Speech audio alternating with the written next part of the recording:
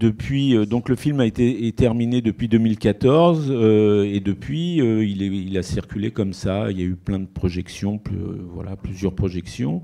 Et puis il y a un assistant le conseiller municipal de Paris qui est venu voir le film, qui a été sensibilisé par rapport à cette question, qui en a parlé à un élu qui s'appelle Nicolas Bonnet-Ouladj, qui est élu communiste qui était élu communiste à la mairie de Paris, et qui a proposé, il y est toujours, oui, il y est toujours, voilà, et il a proposé que la mairie appose une plaque pas très loin d'ici, là où on va commémorer tout à l'heure l'événement. Et donc ça, c'était une première reconnaissance.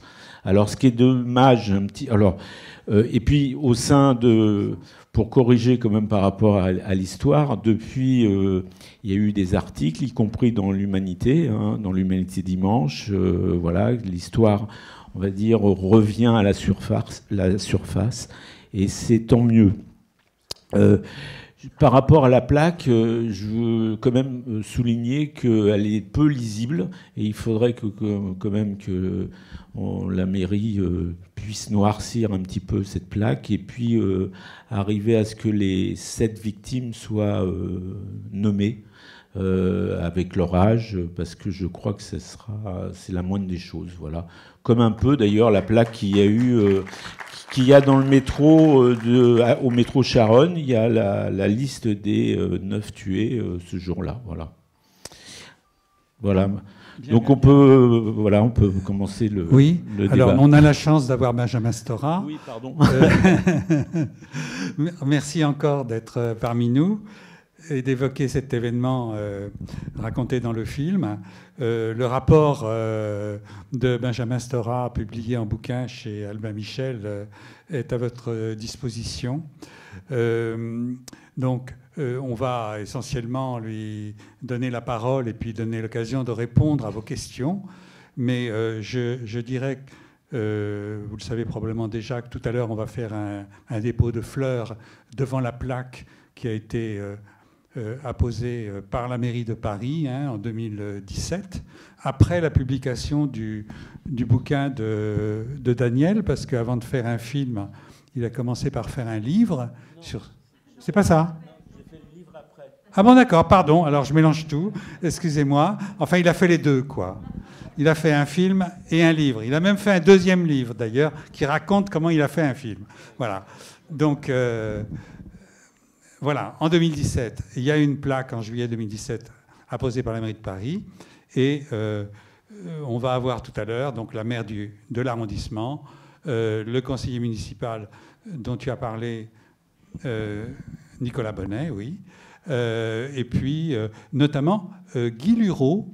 Il doit venir, j'espère que son état de santé va le permettre. Mais c'est celui qui a écrit à l'Huma du Manche pour se plaindre du fait qu'on ne parlait pas du tout de leur père qui avait été oublié parmi les victimes de cet événement.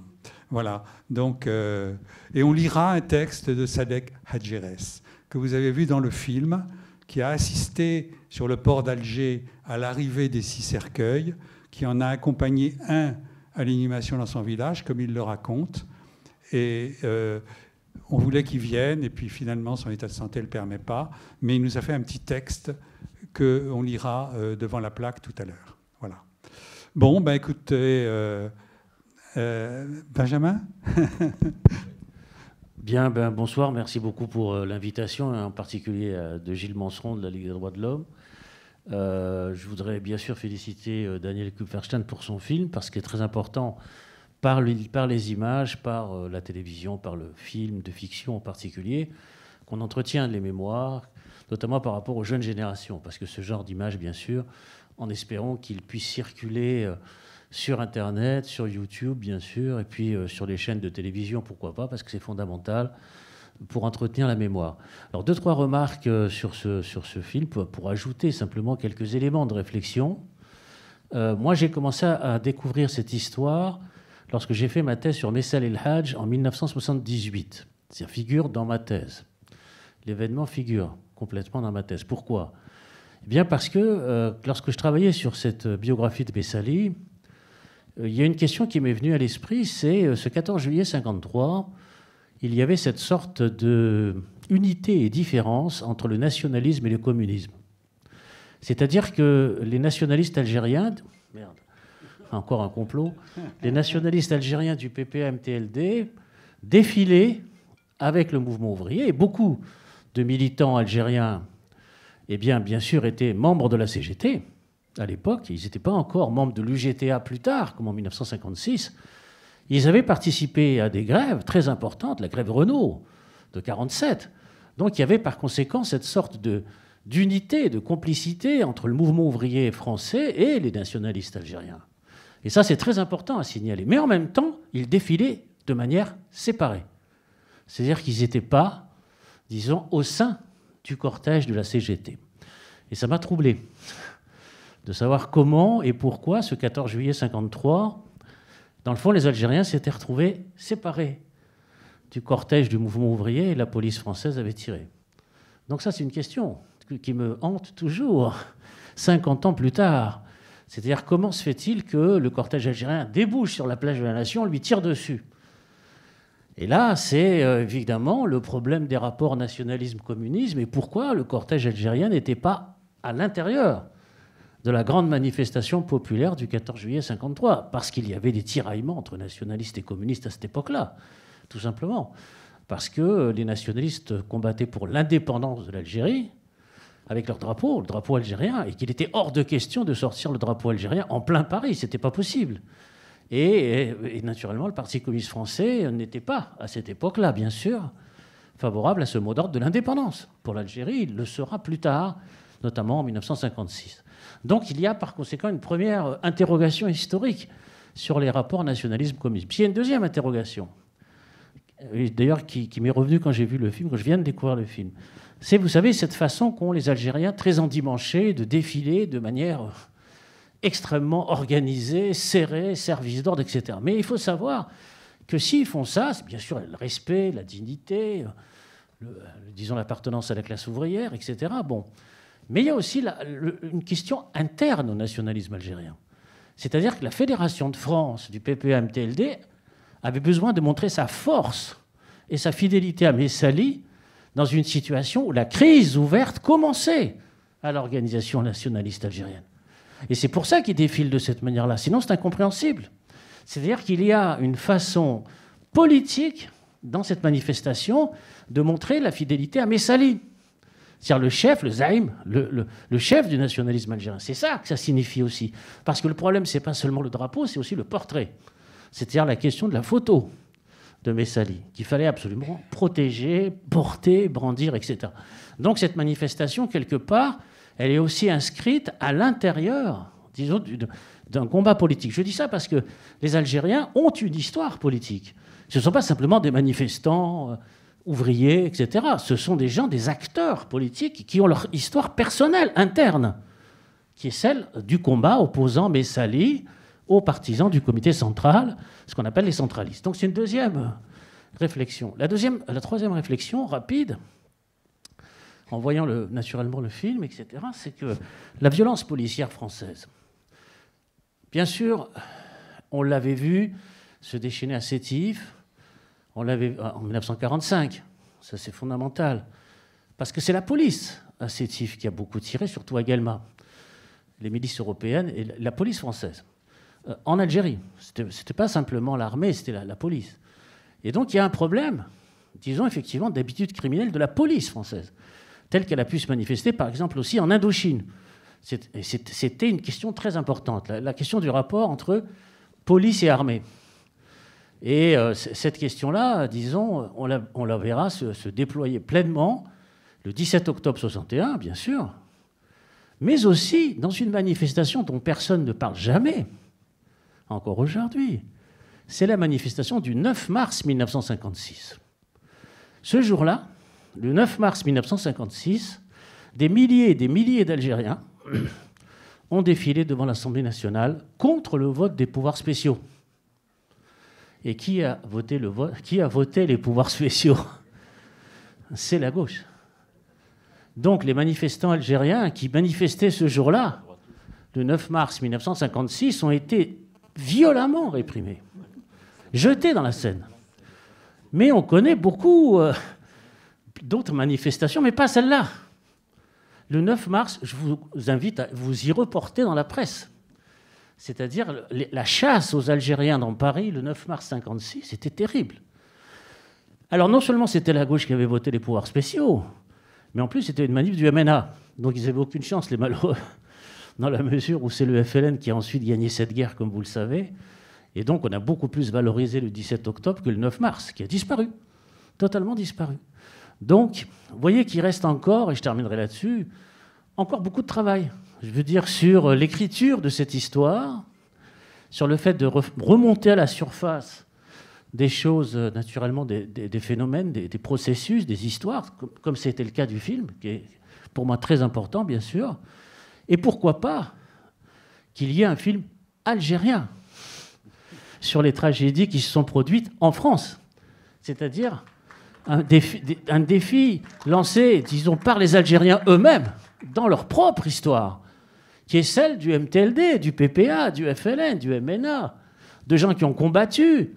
Et dans le fond, le plus grand hommage que pourrait leur rendre l'Algérie, ce serait de faire un documentaire de même type que celui qu'a fait Daniel, mais par les Algériens et diffusé à la télévision algérienne. C'est ce que j'espère. Voilà, je vous remercie. Merci Benjamin.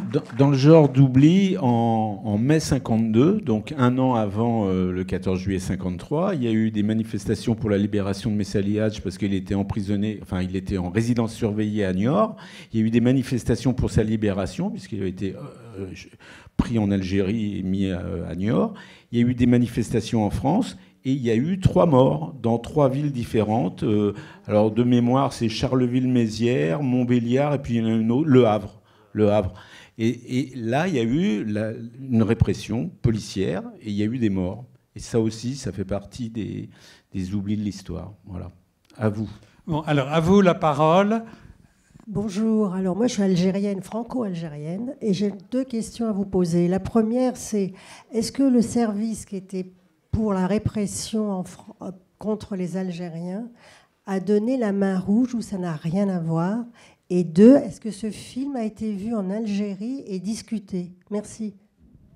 Sur la deuxième question, c'est toi qui peux répondre, Daniel. Oui, le film, il a été un petit peu diffusé, mais le problème, c'est qu'en Algérie, la problématique du cinéma algérien, elle est réduite à pas grand-chose.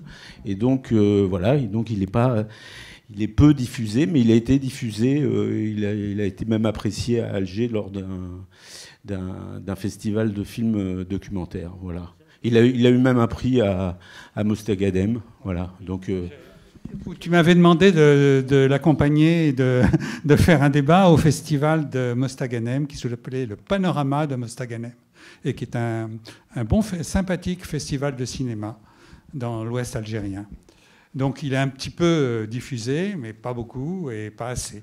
Sur la main rouge, il est évident, bien sûr, vous avez raison de soulever la question, parce qu'il y a des liens qui existent entre ce qu'on appelle la main rouge, qui a assassiné Farhat Hached, le leader du syndicalisme tunisien en 1952, dont on vient de reconnaître seulement maintenant l'assassinat. La France a reconnu cet assassinat récemment, il y a 3-4 ans à peine. Bon, c'est passé inaperçu là aussi, mais il y a eu cette reconnaissance officielle par la main rouge. La main rouge, effectivement, c'est les services de renseignement français. C'est-à-dire, c'est ce qui est proche du SDEC. Et donc le SDEC, bien sûr, c'est des éléments de la police. Donc on ne peut pas, disons, dissocier cette histoire de main rouge de l'attitude, disons, ou des habitudes plutôt, prises par la police française, notamment dans les colonies. C'est-à-dire en Indochine, en Maroc, en Algérie, etc. Bien sûr. Il y a tout un travail historique à faire, d'ailleurs, sur la main rouge, qui serait absolument remarquable à faire du point de vue des liens étatiques qui existaient pendant très longtemps.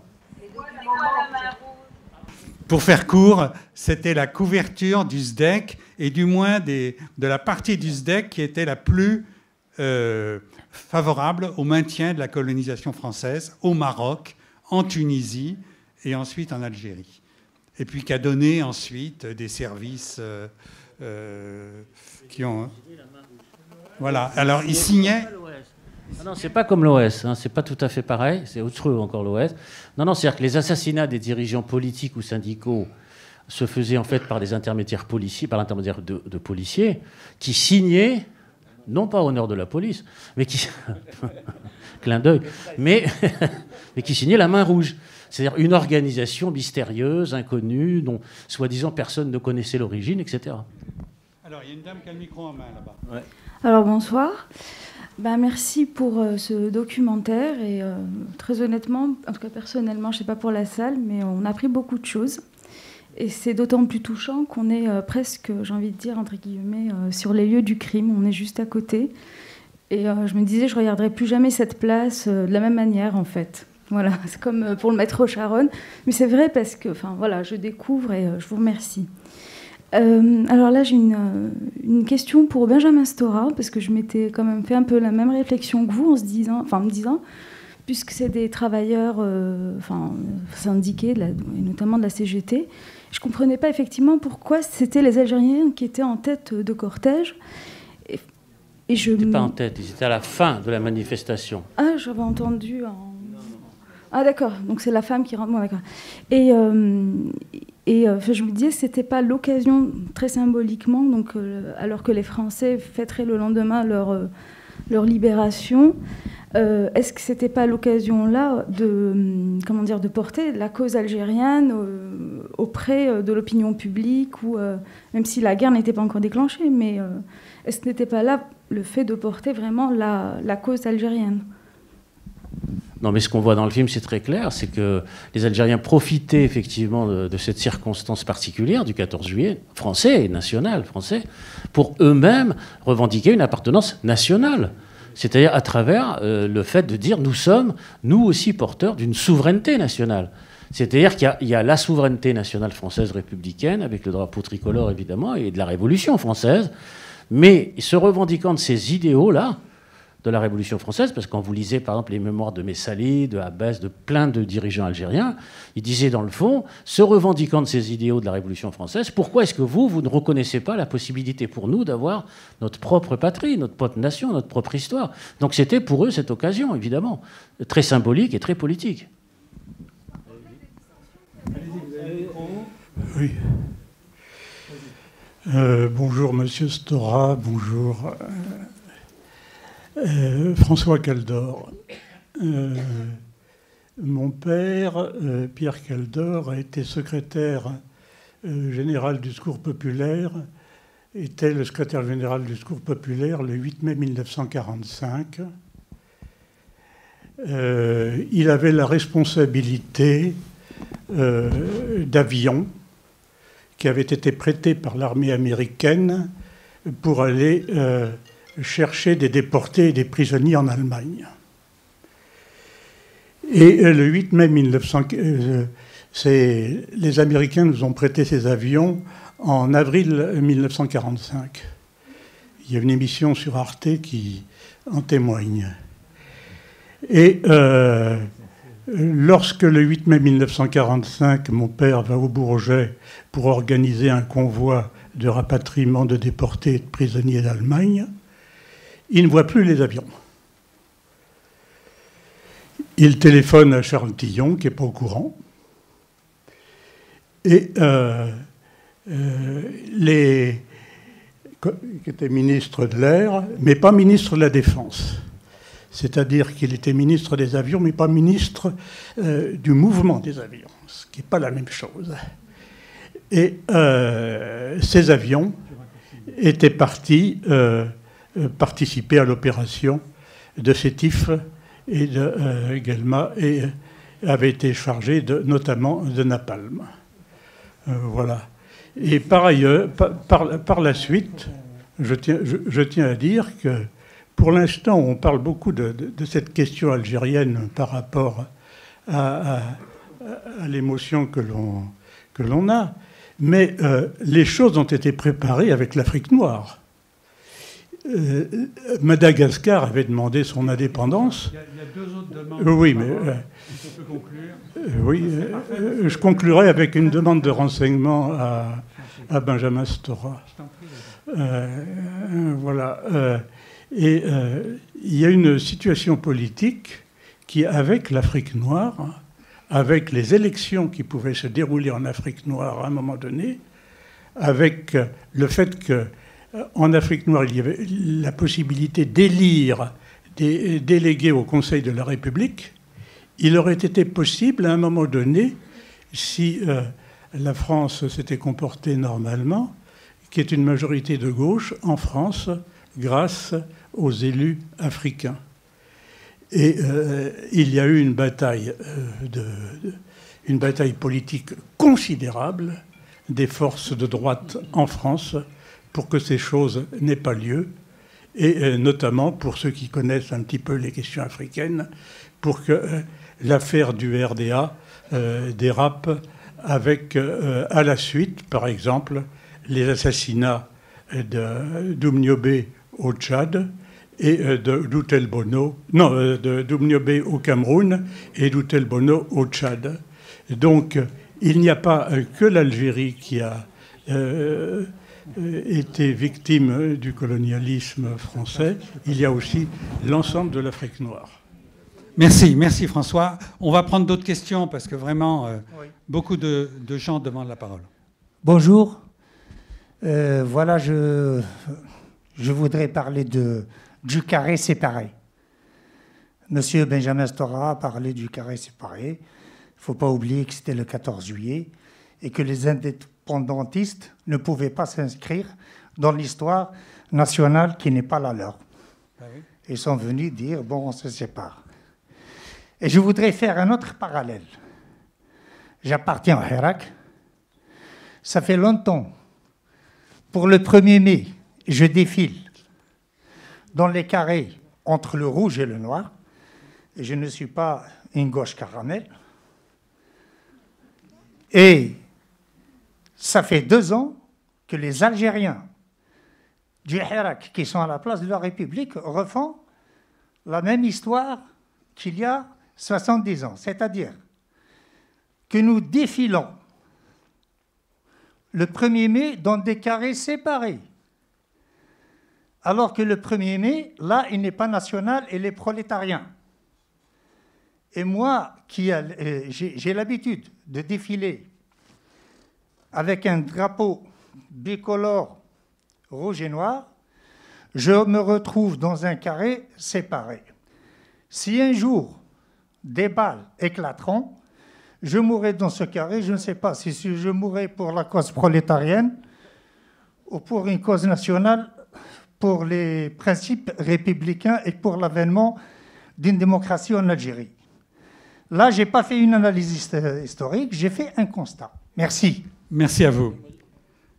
Je voudrais signaler quand même par rapport à 1953, le MTLD a décidé ouvertement de manifester à côté, enfin derrière le cortège principal de la CGT, du Parti communiste, etc. C'était une volonté, c'est-à-dire que c'était dans les décisions d'essayer de se regrouper, comme on s'est dit dans le film, pour montrer leur force. Et ça, c'était très clair pour eux. C'est-à-dire que c'était leur volonté, voilà, en tant que mouvement politique revendicatif. Voilà. Oui. Juste un mot. Cet écart dont a parlé Benjamin Stora entre le communisme, enfin le mouvement communiste, malgré son anticolonialisme dont il était porteur depuis 1920, cet écart, cette distance, elle a 30 ans d'âge. Elle s'est manifestée dès le milieu des années 20, la constitution de l'étoile nord-africaine. Elle s'est poursuivie. La dissolution en 1937 de l'étoile nord-africaine, qui a donné ensuite le PPA, eh ben, elle a été poussée notamment par les communistes et la gauche au pouvoir. Bon, donc il y a un écart.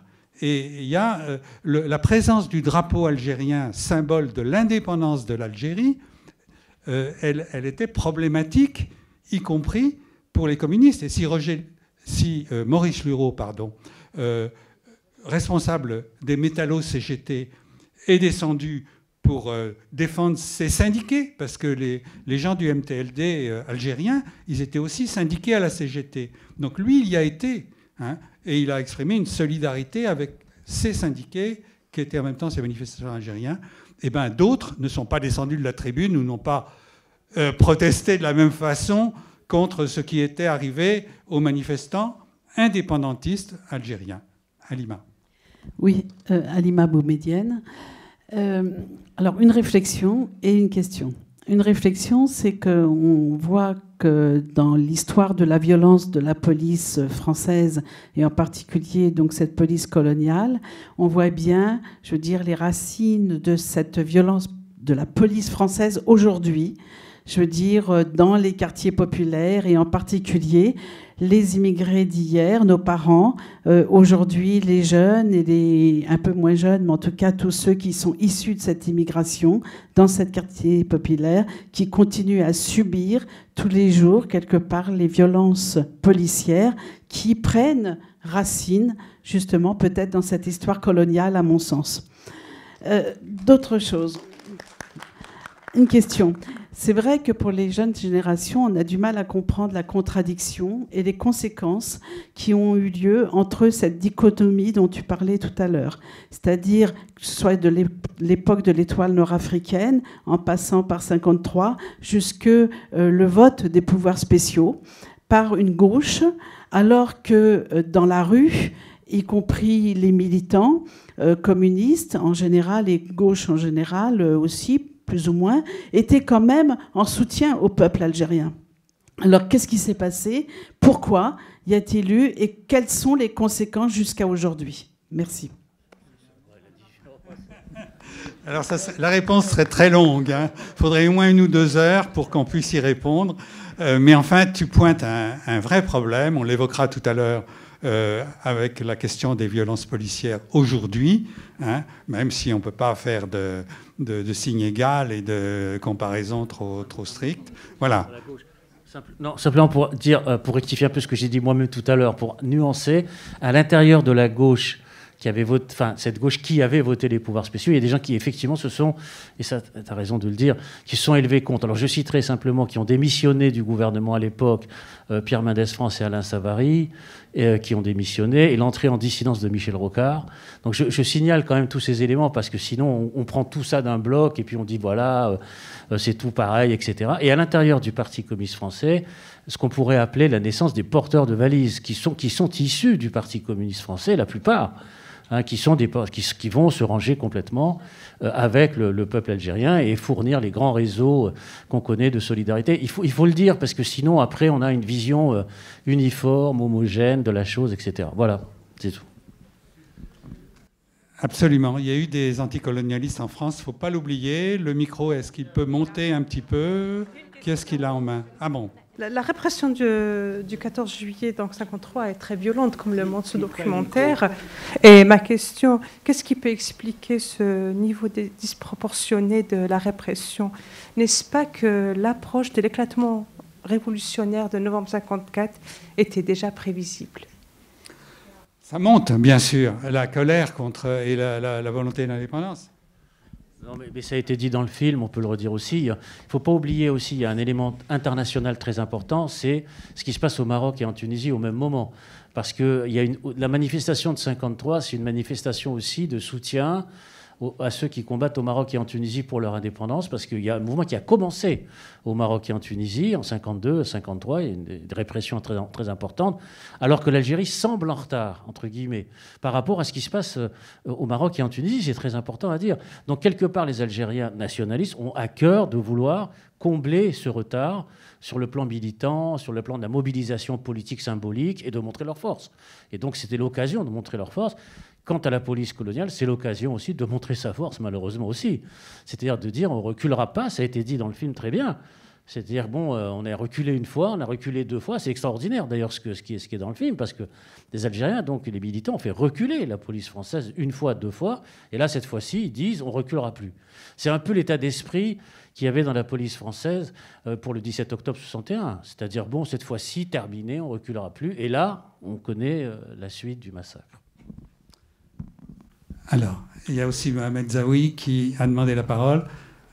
Tu l'auras tout de suite après. Bonsoir. Tout d'abord, merci pour ce travail. Ce film est très très important pour la compréhension de ce qui s'est passé.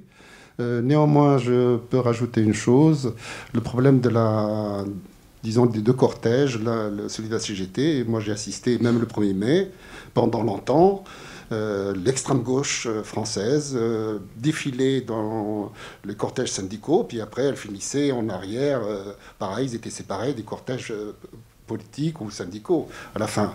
Donc cette séparation aussi, elle existait, y compris dans le 1er mai.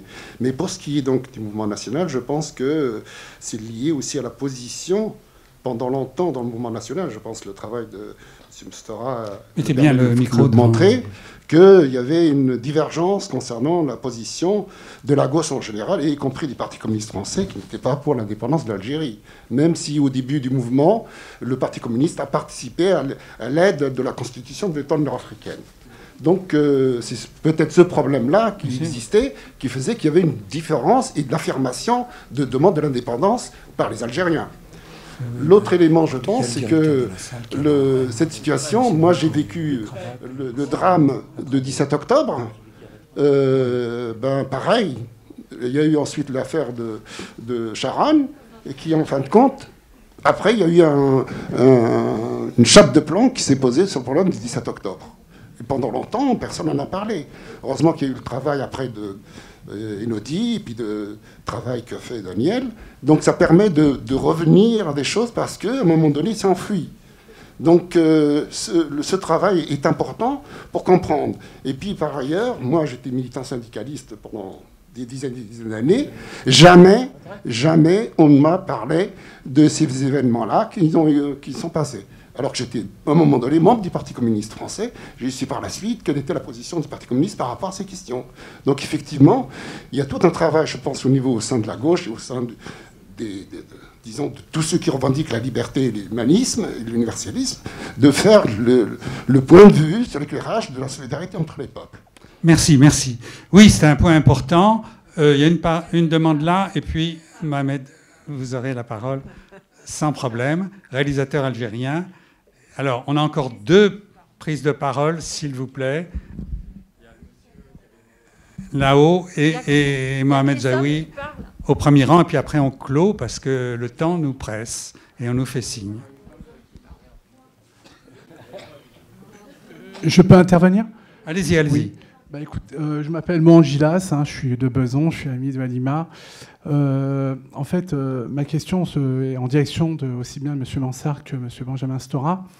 D'abord, le film m'émeut toujours. Il est passé à Argenteuil. On a accueilli Daniel. Franchement, d'autant plus qu'il y a beaucoup de personnes de ma région.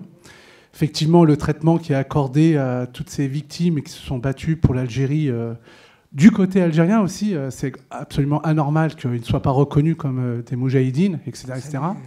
Moi, je voulais poser la question aussi. Tout à l'heure a été abordée la question, justement, très vite par Benjamin Stora, des pouvoirs spéciaux qui ont été votés par nos camarades aussi communistes, disons-le clairement. Je voulais demander, par rapport à ce qui se passe à l'heure actuelle, au Hilark, etc., de ce qui se passe en Algérie, qui est beaucoup plus d'actualité aussi, il ne faut pas dire qu'on doit oublier l'histoire. Qu'est-ce que vous pensez, au jour d'aujourd'hui, des accords d'Évian excusez-moi, je sais peut-être que ça peut paraître incroyable, mais des accords d'Évian, que la jeunesse algérienne demande à ce qu'on arrête ça, des accords du Bardo en Tunisie, etc., et ce qui se passe un peu dans toute l'Afrique coloniale que vivent aujourd'hui les Africains. Vaste question. Je crois qu'il nous faudrait encore 3 heures de débat pour en faire le tour. Vas-y. Oui, moi je voulais juste témoigner. Ma mère était à cette manifestation, mais elle ne m'a pas raconté les détails. La seule chose qu'elle m'a raconté, c'est que les Algériens défilaient au cri de « Messalil Hajj ». Et ça l'avait énormément frappé, la puissance du cortège algérien. Je peux aussi témoigner que mes 2 parents étaient militants du Parti communiste, qu'ils ont été porteurs de valises, mais que ça s'est fait en cachette de leurs camarades du PC. Ils n'ont jamais dit à leurs camarades de cellule qu'ils militaient pour l'Algérie et qu'ils aidaient les Algériens. Et ils ont fait ces actions avec des trotskistes et pas avec les membres du Parti communiste. Merci. Alors, on va pas pouvoir... Alors, il y a Mohamed Zaouik, réalisateur algérien, qui a demandé la parole depuis un moment, et on va lui donner quand même la parole. On s'est interrogé sur le rôle des réalisateurs algériens. Non, bonjour. Il m'a interpellé notre frère Benjamin Stora sur la question qu'est-ce qu'on peut faire, nous, Algériens. Moi, je suis journaliste de base, mais en France, j'étais obligé, je ne vais pas raconter toute mon histoire, je suis arabophone, donc j'étais obligé à aller à l'image, tout ça. Donc j'ai fait un film qui s'intitule « Retour à Montluc ». C'est l'histoire d'un ancien condamné à mort qui a échappé grâce aux accords d'Évian, mais il y a eu 11 Algériens qui ont été guillotinés. Donc, ce film, je l'ai fait avec mes moyens. Aucun budget, rien. Tous mes films sont, je pense, la même chose avec notre camarade. Alors, jusqu'à aujourd'hui, ce film dont il a participé, Benjamin, il a participé aussi l'historien Inoudi et d'autres, je l'ai envoyé à tous les festivals. Rien. Je l'ai envoyé aussi à des chaînes de télé. Rien. Est-ce que j'ai pas le réseau? Est-ce que parce qu'il raconte l'histoire d'un personnage révolutionnaire qui a fait un acte de résistance, etc. Et le film n'est pas passé jusqu'à aujourd'hui. Peut-être la société française, les institutions, ils sont pas encore, ils n'ont pas fait le deuil de cette guerre. Voilà. Et les jeunes, ils sont dans l'ignorance. Sauf, il y a du travail qui est fait par des historiens, par Benjamin Stora, je n'ignore pas ça, mais il y a des difficultés vraiment avec cette histoire. Merci. Ok, je suis désolé, on va être obligé d'arrêter là. Tout le monde n'a pas pu s'exprimer, mais on va aller devant la plaque où, à 19h, un hommage est prévu par la maire de l'arrondissement qui va prendre la parole, par un élu du conseil municipal de Paris qui va aussi s'exprimer, et deux autres intervenantes qui vont suivre. On lira le témoignage de Sadek Adjerès qui n'a pas pu nous rejoindre, et il devrait y avoir Guy Lureau.